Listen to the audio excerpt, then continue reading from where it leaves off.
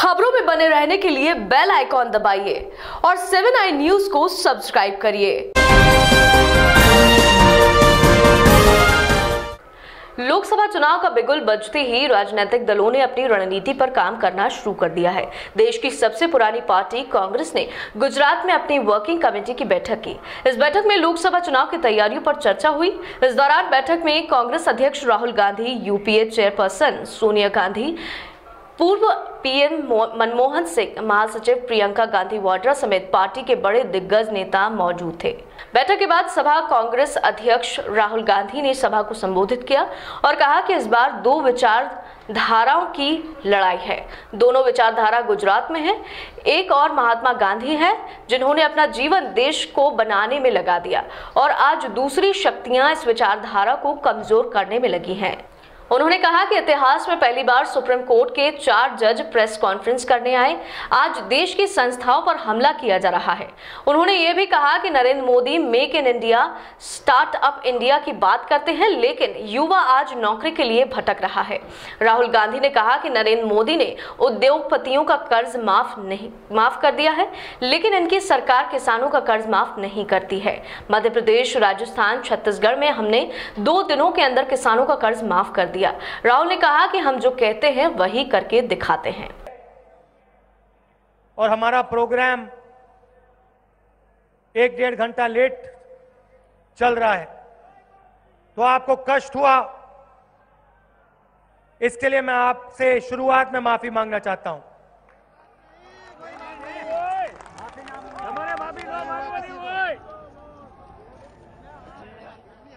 सालों बाद Congress working committee की मीटिंग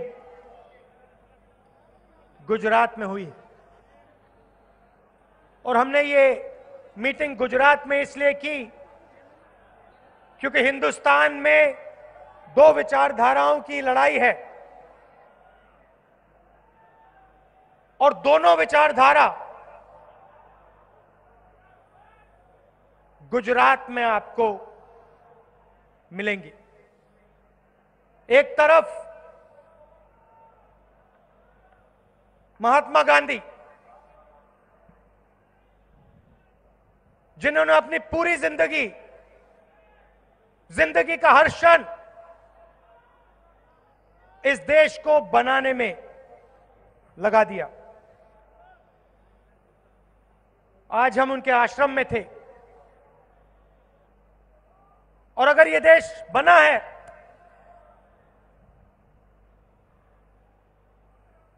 तो महात्मा गांधी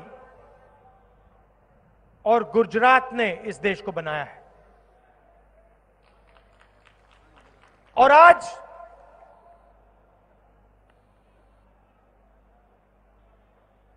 दूसरी शक्तियां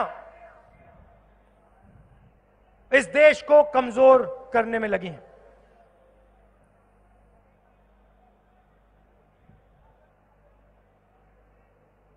आप देखिए,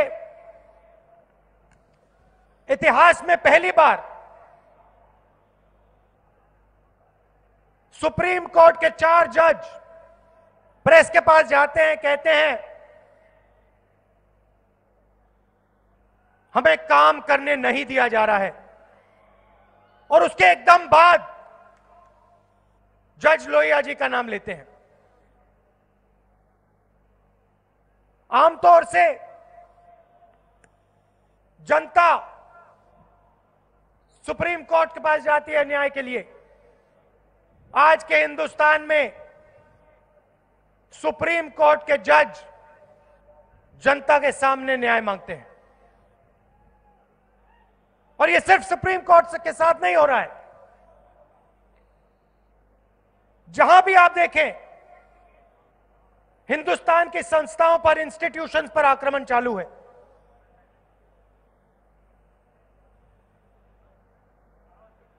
लोगों को बांटा जा रहा है, नफरत फैलाई जा रही है, और जो सच्चे मुद्दे हैं उनकी बात सरकार नहीं करती। हिंदुस्तान के सामने सच्चे मुद्दे कौन से हैं? सबसे पहला और सबसे बड़ा मुद्दा बेरोजगारी। आज हिंदुस्तान में 45 साल से ज्यादा बेरोजगारी है। Narendra Modi ji make in India की बात करते हैं, स्टार्टअप इंडिया की बात करते हैं, मगर सच्चाई यह है कि आज हिंदुस्तान का युवा अलग अलग प्रदेशों में रोजगार ढूंढते भटक रहा है।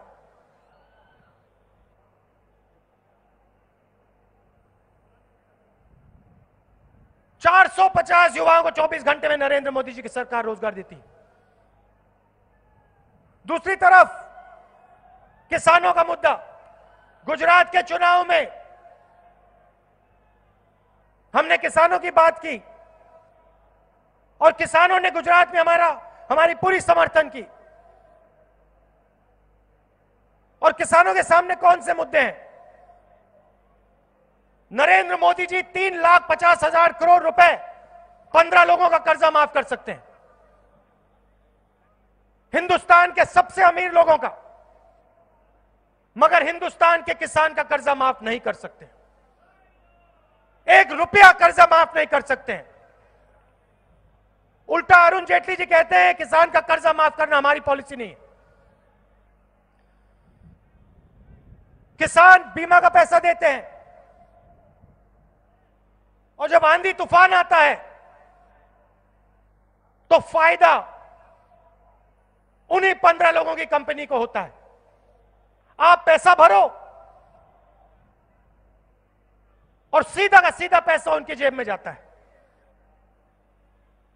मध्य प्रदेश में, छत्तीसगढ़, राजस्थान में चुनाव थे,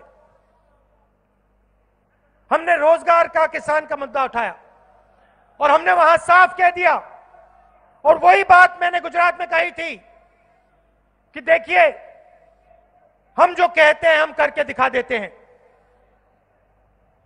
और हमने वहां कहा कि अगर नरेंद्र मोदी जी 3.5 लाख करोड़ रुपए 15 लोगों का कर्जा माफ कर सकता है तो कांग्रेस पार्टी किसानों का कर्जा माफ कर सकती है। और हमने कहा कि देखिए 10 दिन के अंदर इन 3 प्रदेशों में चुनाव के जीतने के 10 दिन के अंदर कांग्रेस पार्टी किसानों का कर्जा माफ कर देगी। और प्रधानमंत्री जी ने, बीजेपी के लोगों ने कहा कि कांग्रेस पार्टी झूठ बोल रही है। भाइयों और बहनों, मध्य प्रदेश, छत्तीसगढ़, राजस्थान में 10 दिन नहीं लगे, 2 दिन के अंदर कांग्रेस पार्टी ने इन प्रदेशों के सब किसानों का कर्जा माफ कर दिया।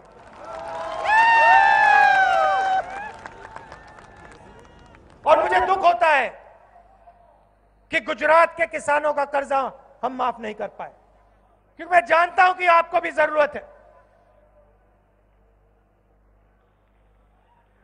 नरेंद्र मोदी जी ने नोटबंदी की, बिना किसी से पूछे 8 बजे रात को अनाउंसमेंट करते हैं कि 500 रुपए का, 1000 रुपए का नोट रद्दी हो रहा है। और गुजरात का जो एंटरप्रेन्योरियल स्पिरिट है, जो इनोवेटिव स्पिरिट है, गुजरात के छोटे दुकानदार, स्मॉल और मीडियम साइज बिजनेस, जो आपकी रीढ़ की हड्डी है, उस रीढ़ की हड्डी को एक दिन में नरेंद्र मोदी ने तोड़ दिया। करोड़ों लोगों को बेरोजगार किया, हंसते हुए किया। कहते हैं काले धन के खिलाफ लड़ाई लड़ रहा हूं। और मैं आपसे पूछना चाहता हूं, गुजरात की जनता से पूछना चाहता हूं, क्या उस भीड़ में जो बैंक के सामने खड़ी थी, क्या उस भीड़ में आपने हिंदुस्तान के काले धन वालों को देखा?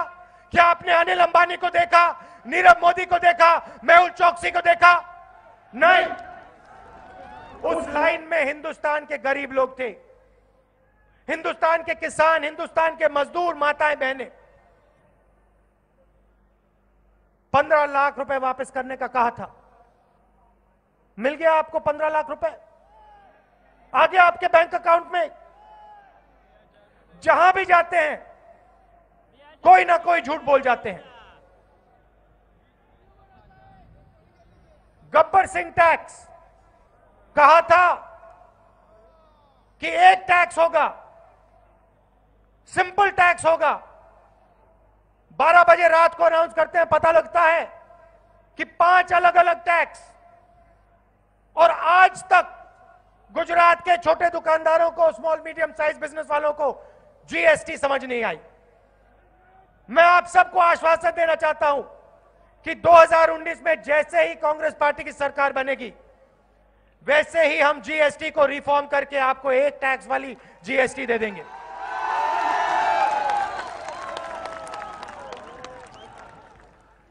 मगर नरेंद्र मोदी जी सच्चे मुद्दों की बात नहीं करना चाहते।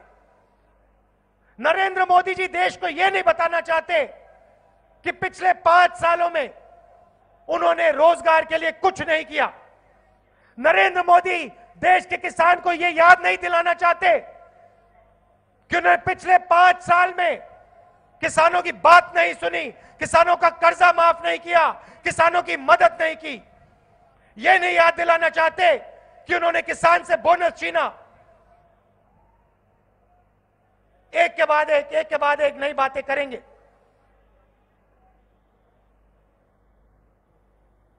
आपको याद होगा 2014 के चुनाव में प्रधानमंत्री मत बनाओ, चौकीदार बनाओ। ये देखिए मैंने चौकीदार शब्द बोला।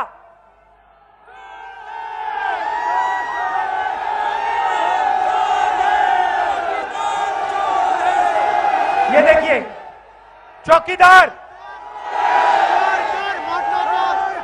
तो अब कुछ और बोलने की जरूरत नहीं होती, सिर्फ चौकीदार जवाब मिलता है। और फिर हर स्टेज से नरेंद्र मोदी देशभक्ति की बात करते हैं। हर स्टेज से नरेंद्र मोदी बोलेंगे कि मैं देशभक्त हूं।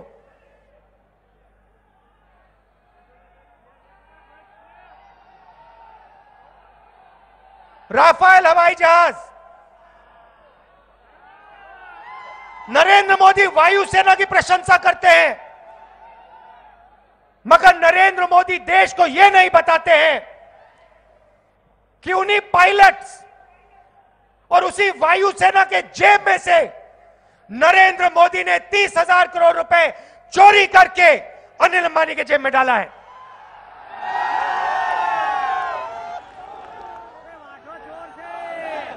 देखिए मनमोहन सिंह जी बैठे हैं, मनमोहन सिंह जी बैठे हैं, एंटनी जी बैठे हैं। यूपीए के समय एंटनी जी ने, मनमोहन सिंह जी ने एक राफेल के लिए 526 करोड़ रुपए देने के तय किए थे। मनमोहन सिंह जी ने कहा था कि एचएएल कंपनी, हिंदुस्तान की सरकारी कंपनी जिसने 70 साल से हवाई जहाज बनाए, जिसके हवाई जहाज ने पाकिस्तान में जाके बम गिराए, मिराज हवाई जहाज, उस कंपनी को राफेल का कॉन्ट्रैक्ट मिलेगा।